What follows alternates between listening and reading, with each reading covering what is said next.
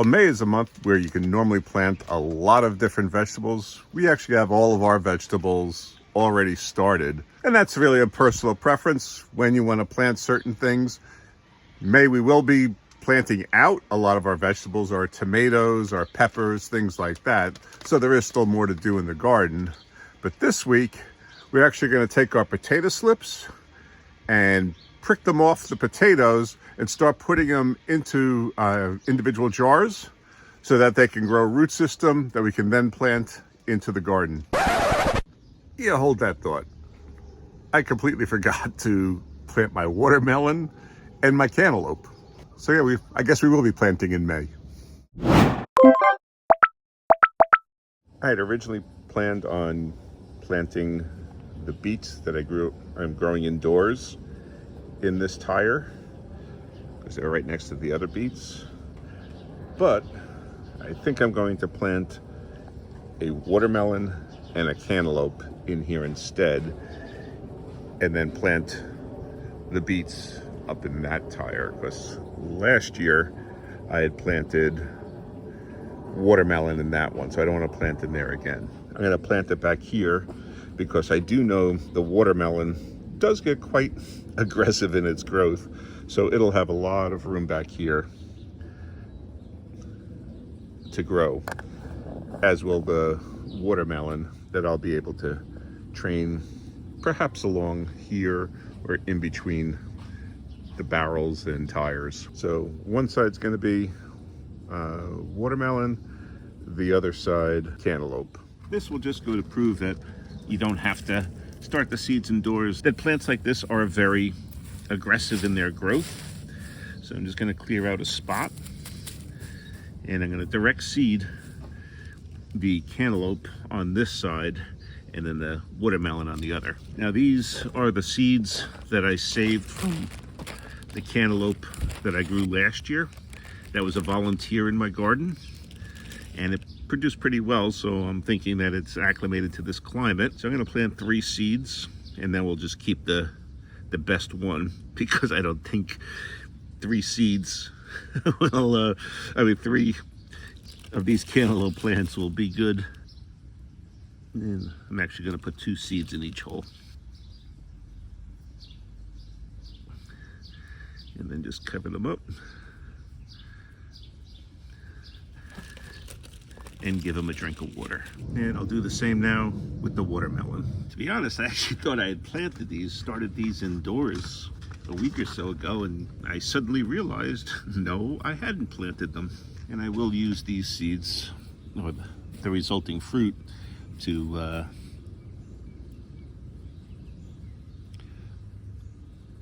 save the seeds at the end of the season.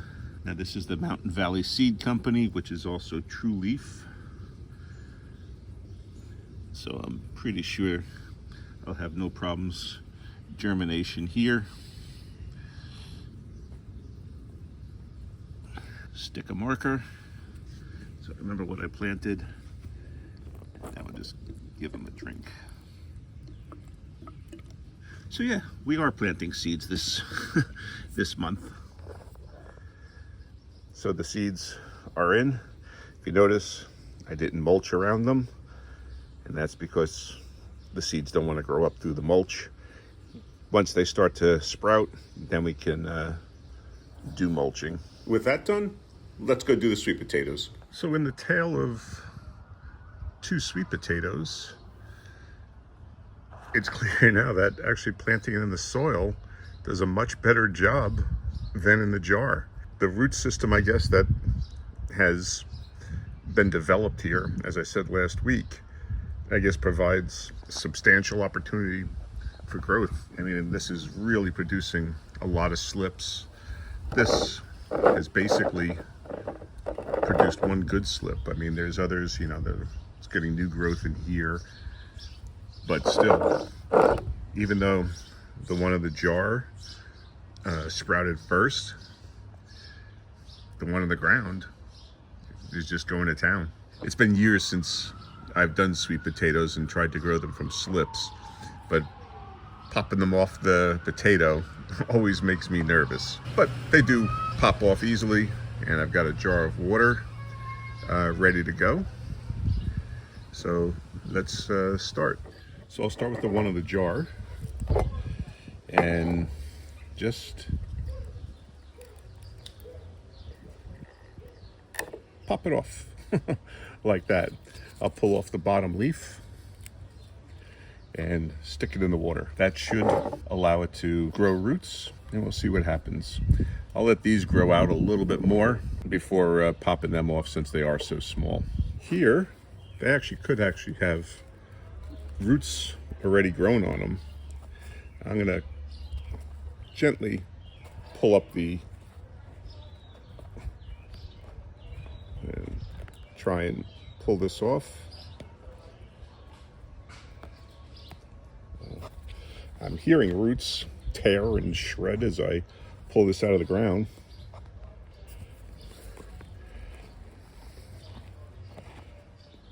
But I guess that's another benefit of, I tore some, but that is one of the benefits of the soil grown one, is that you're getting roots already on the plant. So I'm going to pull these off. That one just fell off. I'm just going to pop this into the water as well. I imagine you could probably put these leaves in there too, if they were long enough. This one I think is kind of dead, so I'm not going to bother. That one was fading a little bit. Let's see. I'm actually going to pull out this other potato here, since there was nothing really doing with it. I mean, it's got roots. Oh, there we go. It actually had something started. So and there's one starting there as well. So I'll put this back in a minute, but I'm going to try and get this bunch. They're a little small, but all right, here we go. We'll just pull this out. I mean, that's horrendous what I'm doing to the roots there, but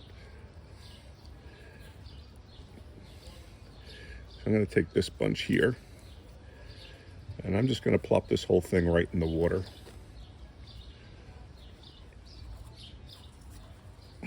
And I'm going to take this one here off the front.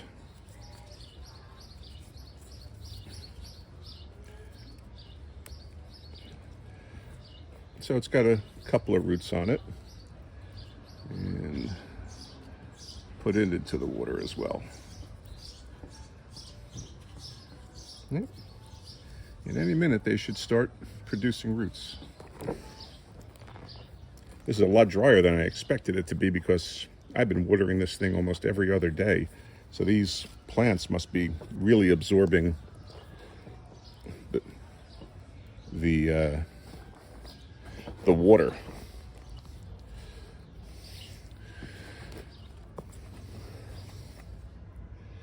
And I'll try and put this one back in and water it as well too. I actually thought I was overwatering these, and while you want to keep them damp, you don't want them sitting in water, and I was afraid I was watering them too much. Obviously not. And I'm going to take this one off too, because it was kind of hanging off. It's another one with some roots. So while I initially believed that the jar-grown potato was the better option, because these came on, the ones in the soil came on so fast, I think these are now the better option. I do know I have to put water into this jar quite often, almost daily, because the roots on that potato just suck the water down, and I'm trying to keep it fresh. So I guess I should have realized that with the root system that these had, that they would need more water. But I didn't realize that. I think they're well watered now, And hopefully by ripping it out of the ground, I didn't ruin it so much, and these will still grow more, but we'll keep an eye on them. But we've got now a bunch of slips in water in a jar. It's going to be about another 2 to 3 weeks before I'm going to be planting these out. It'll be towards the end of May I'll be planting them, so that should give them plenty of time to grow more roots. Previously I'd mentioned about this growth on top of the leaves, and I said it wasn't aphids. It didn't look, I wasn't sure what it was. Well, I did some research, and apparently improper moisture or improper lighting will cause the leaves to actually excrete excess moisture because they're sweet. It's a crystalline sugar that's actually forming there. It doesn't harm the plants. It's not a problem for them. They don't know why the plants do it. There's a few that do it, but it's very common apparently with sweet potatoes. I've never seen it before. So the only thing I can think of, since this is in water, and that's been the traditional way of doing sweet potatoes, is that it's the lighting. Now this one sits under regular fluorescent lights. These over here, a few of the leaves had it, but not as many. And I could only think that could be because of the improper watering. And again, that was part of my belief that I was overwatering these sweet potatoes, is because it was producing this. So I was thinking I was giving it too much water. Maybe it's the fact that it didn't have enough water that it caused this to occur here, because these are under a full spectrum grow lamp. As I said, those are under a fluorescent light. So I'm not quite sure which condition caused it, but they say it's not harmful to the plant. I'll just have to be more careful with my watering and with the lighting on these plants. So we really got nice weather today. Been the nicest so far in a long time. It's in the 70s, so it's not too hot like it was when it was in the 90s and hundreds, and definitely not too cool. Gorgeous day out there today. We got our sweet potatoes in the coming weeks. We'll end up planting them out, and we'll start transplanting out our peppers, tomatoes, and a few other things that we've got going. If you want to see what we were doing in the garden last week, though, check out this video right here, and then subscribe and hit that notification bell. And that way you'll be able to follow along in the progress on all of our vegetables as we try to grow a supermarket in our own backyard. Okay, thanks for watching.